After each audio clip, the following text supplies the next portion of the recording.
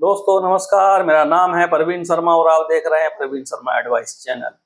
दोस्तों आज की वीडियो है एक व्यापारी वर्ग के ऊपर, व्यापारी वर्ग के साथ जुड़ी परेशानी के ऊपर और व्यापारी वर्ग की एक गुडविल, एक उनकी जो इज्जत है, जो सम्मान है, उसके ऊपर आज हम बात करेंगे दोस्तों।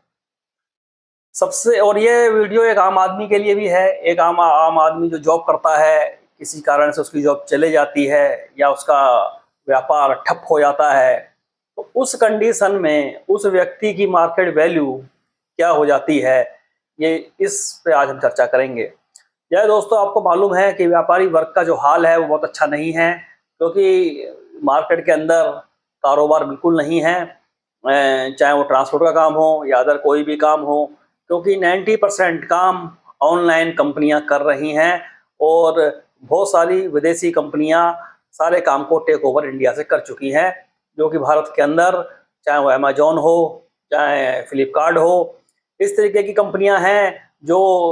और अब तो बड़े बड़े मॉल खुल गए हैं, गिनती के 4 व्यापारी हैं जिनको सिर्फ मुझे लगता है कि कारोबार करने का सिर्फ अधिकार है, बाकी किसी को कारोबार करने का अधिकार ही नहीं है। सारा अधिकार सब छीन चुके हैं।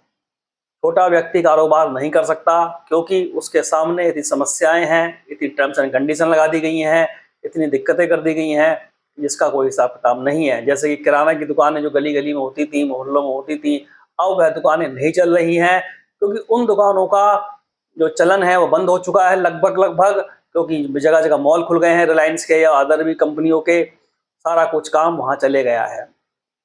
तो दोस्तों एक आम व्यक्ति अब कारोबार नहीं कर पा रहा है, उसकी जो जिंदगी है वो समस्या में है और बहुत परेशानी में है। तो दोस्तों आज हम बात करेंगे उस आम व्यापारी की गुडविल के ऊपर। गुडविल ये है कि जब व्यक्ति जब आपने टाइटैनिक जहाज का नाम तो सुना ही होगा, जो 1912 में डूब गया था। जब वह जहाज डूबा तब लोग उसमें से निकल निकल के भागने लगे और बहुत सारे लोग उसमें से कश्तियों में सवार होकर निकल गए, उनकी जान भी बच गई। परंतु बहुत सारे लोग उसमें से निकलकर नहीं भाग पाए। दुर्भाग्यपूर्ण वह लोग उस जहाज के साथ ही समुद्र में समा गए और उनकी मृत्यु हो गई। तो दोस्तों ऐसा ही एक व्यापारी वर्ग से जुड़ी ये बात है। आपको लग रहा होगा कि टाइटैनिक जहाज का मैंने जिक्र क्यों करा। उसका जिक्र करने का तात्पर्य इतना ही है कि जब बैंक या फिर कोई एनबीएफसी कंपनी या फिर कोई साहूकार जब एक व्यापारी को व्यापार करने के लिए वो पैसा देता है, तो उसमें वह उसके ऊपर कोई किसी प्रकार का एहसान नहीं करता है। उसमें छुपा होता है बैंक का लालच, उस साहूकार का लालच, उस एनबीएफसी कंपनी का लालच। वो लालच होता है ब्याज का, क्योंकि वो पैसे आपको दान में नहीं दिए जाते हैं, वो पैसे आपको ब्याज पर दिए जाते हैं। दुर्भाग्यपूर्ण आपका व्यापार किसी कारण से ठप हो जाता है, नहीं चल पाता है, या आपने भी, क्योंकि हर व्यापारी एक दूसरे व्यापारी से जुड़ा होता है।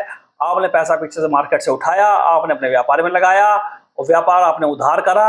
हो सकता है जिन पार्टियों से आपने उधार काम करा वहां पर आपका पैसा डूब गया, मर गया। जब आपको वहां से पैसा नहीं मिला तो फिर जिसका पैसा आपको देना था आप उसका पैसा भी नहीं दे पाएंगे, क्योंकि ये कड़वा सत्य है। क्योंकि जब आपने मार्केट से पैसा उठा के या बैंक से पैसा उठा करके आपने व्यापार करा है, तो सीधी सी बात है कि आपके पास अपना पैसा कम था, इसीलिए आपने मार्केट से पैसा उठाया ताकि आपका व्यापार तेज गति में चल सके। परंतु जिन लोगों के साथ आपने व्यापार करा, आपका पैसा वहां डूब गया, वहां से नहीं मिला, तो स्वाभाविक सी बात है आप बैंक की ईएमआई या एनबीएफसी कंपनी की ईएमआई या किसी भी साहूकार का जो ब्याज है, जो 1.5% से लेकर 2% तक, 3% तक, 5% जितने पर भी आपने उठा रखा है, वो आप नहीं दे पाएंगे। दोस्तों जब आप वो नहीं दे पाएंगे फिर सिलसिला शुरू होगा कुछ दिनों के बाद आपकी इंसल्ट होने का, आपकी बातें सुनने का।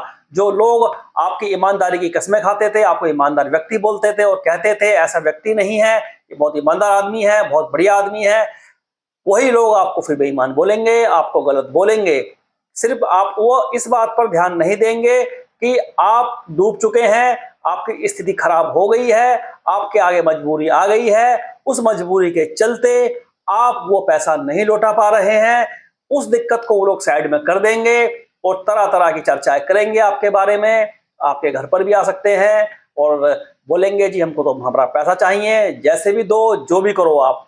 तो दोस्तों इस कंडीशन में आपकी साख के ऊपर बहुत बड़ी बात आ जाती है, क्योंकि जो व्यक्ति सही समय से सबका पैसा देता है और वो जब नहीं दे पाता है बाद में, तो उस व्यक्ति के अंदर भी एक गलानी पैदा होने लगती है और वह व्यक्ति अपने आप को अपराधी समझने लगता है कि मुझसे शायद कोई अपराध हो गया है। तो दोस्तों मैं आपसे इतना कहना चाहूंगा, उस गिलानी का आना आपके अंदर स्वाभाविक सी बात है, वो आएगी, क्योंकि आप एक ईमानदार व्यक्ति रह चुके हैं, लोगों का लेन देन आपने समय से करा है, परंतु स्थिति खराब होने के कारण से आप अब लोगों का लेन देन समय से नहीं कर पा रहे हैं, जिसके कारण आपकी गुडविल, आपकी साख पर बात आ रही है।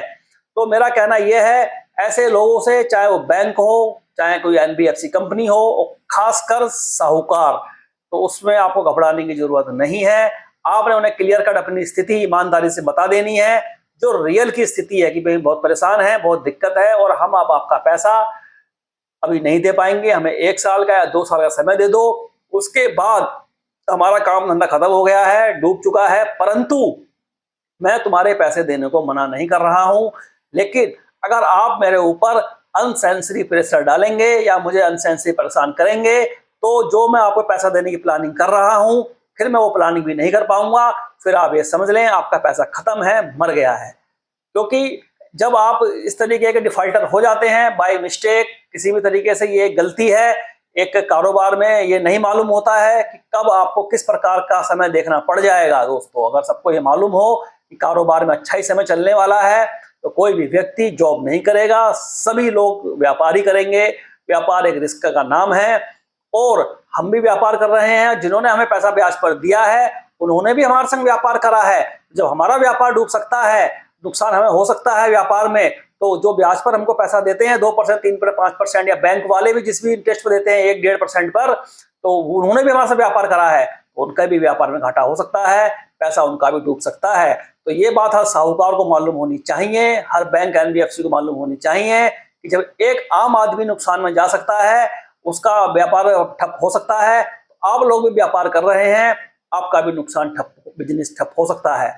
तो जिसकी जेन्युइन परेशानी है, जेन्युइन दिक्कत है, जो वास्तव में ही अपनी परेशानी के चलते डिफॉल्टर हुआ है, तो उसको बेईमान और चालाक इस तरीके के गलत शब्दों से उसको संबोधित ना करा जाए, क्योंकि वह चाहता है तुम्हारा पैसा देना, परंतु उसकी स्थिति जवाब दे रही है कि नहीं दे सकते, स्थिति उसके अनुकूल नहीं है, मजबूरी है। तो उस मजबूरी का फायदा ना उठाएं, क्योंकि अगर आप लगातार प्रेशर करेंगे सामने वाले को ऊपर या उसे ज्यादा परेशान करेंगे, तो पूरे तरीके से हाथ खड़े कर देगा, फिर आपका पैसा भी नहीं मिलेगा। अब आप क्या करेंगे उस कंडीशन में? अगर उसको आप मारते हैं तो आप पे डबल एक केस लगता है और उसके बाद आपको जेल होती है और आपका पैसा फिर बिल्कुल ही मर जाएगा। तो वो व्यक्ति जिस स्थिति में भी है, जैसे तरीके से आपका पैसा दे, 10, 20, 50 हजार महीना करके, जिस हिसाब से उसके ऊपर कर्जा है उस हिसाब से अपना पैसा वापस ले लें। फालतू में ऐसे व्यक्ति के ऊपर अनसेंसरी प्रेशर ना बनाएं, क्योंकि जब जहाज डूबता है तो सबसे पहले उसमें से निकल के चूहे ही भागते हैं। दोस्तों तो जो आपसे व्यापार कर रहे हैं, जिन्होंने आपको व्यापार में पैसा दिया है, सबसे पहले वो ही तुम्हारे सर पे खड़े होंगे आकर के कि हमारा पैसा दो, हमारा पैसा दो। जहां उनको हल्की भी भनक लग गई कि हमारा पैसा खतरे में पड़ चुका है या डूबने की स्थिति में है, तो वो लोग आपके सर पे खड़े हो जाएंगे और आपको प्रेशर बनाएंगे। इनके प्रेशर में आने की जरूरत नहीं है। ऐसा नहीं है कि आप परेशान हो खुदकुशी कर लें या मौत के घाट उतर जाएं या फांसी पर लटक जाएं। दोस्तों ऐसा बिल्कुल नहीं करना है।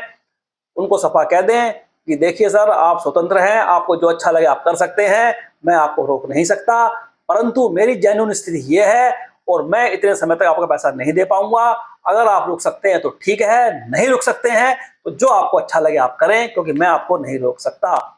तो दोस्तों घबराने की बिल्कुल जरूरत नहीं है। कारोबार में उतार चढ़ाव आते रहते हैं, हर व्यक्ति के साथ आते हैं, और ये जितने भी मार्केट के हैं जो लोग, चाहे वो बैंक हो, एनबीएफसी हो या कोई साहूकार हो, बिल्कुल आपको उनको अपनी बात स्पष्ट रूप से बता देनी है, क्लियर कर बता देनी है।